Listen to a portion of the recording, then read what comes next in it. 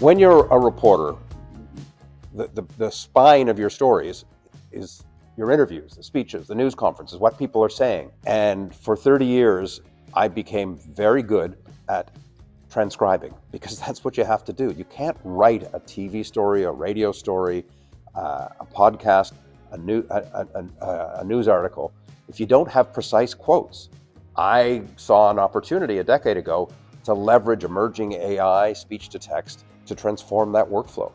I've always said Trint was born in an Airbnb in Florence, Italy. There were 3 developers. None of us had built a company before. None of us really knew what we were doing.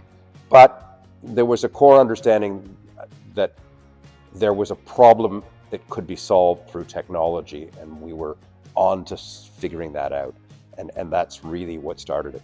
I first heard about Trint when I went on a cycle ride, and I bumped into Jeff, and we got talking about transcription.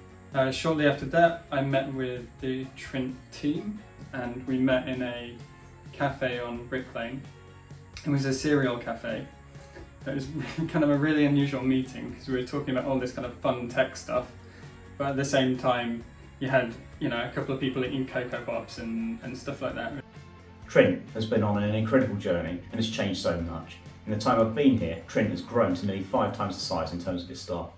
What we provide on the platform has gone beyond what I imagined it would be when I started. Every innovation-based company should start with a vision. It should solve a problem or a series of connected problems. And Trint very much did that and does that. It solved the problem of finding moments that matter efficiently, effectively to expedite content creation. As we built the foundational product, people said, but could it do this? And so we added translation.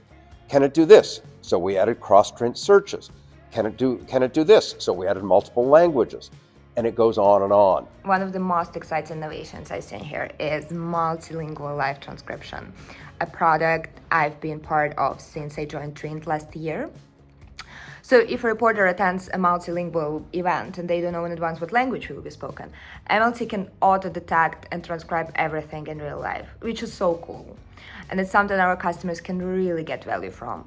So a unique part of my role as a product designer is talking to our users and understanding their workflows. And it's been really fulfilling to see how we've managed to iron out a lot of those issues and rectify problems and really make our users' workflow seamless.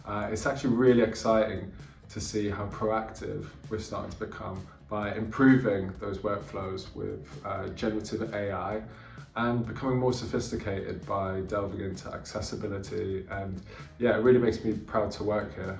When we got some of the biggest names in journalism as our first enterprise brands, that was just huge validation that the problem that I wanted solved was something that everyone needs solving. And if these newspapers, TV networks want to use Trint and are happy with Trint, then maybe we should look at it too. I think we have some of the most exciting enterprise customer base you can have in our world. My time working with them over the last 6 years has given me the opportunity to speak to some of the biggest and most talented content creators on our planet. Essentially, Trint plays such a huge role in the content that tens of millions of people see around the world, and that's truly something that I'm so thankful to say that I represent with Trint. So customers will come to meetings with us already having a great impression of Trint. They normally know what Trint does, that we focus on transcription, but they don't know a lot about our additional features and kind of what we built on top of that, like live transcription and multi-language. And when they hear about these additional features, are really excited to just move on to the next stage and start working with the product themselves. Understanding how to choose the right team and then set them up for success. It takes time and you make mistakes. But I think ultimately, if you hire the right people and you align on what good looks like, and you give them the tools and the autonomy to deliver that, I think it's an amazing experience to see really smart people, excited, engaged. The opportunity to work on such an exciting and innovative product doesn't make it a hard sell when going out to market. Not only do you get to work on really interesting stuff, cutting edge product, but you also work in a fantastic culture that supports you and you have a lot of fun and make a lot of friends along the way. I also feel like everyone is striving towards the same goals and being supportive in doing so. So you know that there'll always be people, whether that's in your team or out of your team, who are there for you and who are there to support you.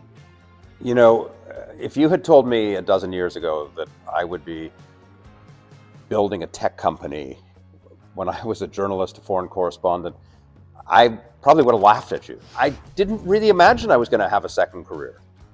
But building this company has been incredibly satisfying. It's hard. I've made a lot of mistakes. You learn that everybody makes mistakes building companies, but it's also more fun than I ever thought business could be. And that's because I work with a great team of people. And building a team who build a great product, that's the really satisfying part of the journey.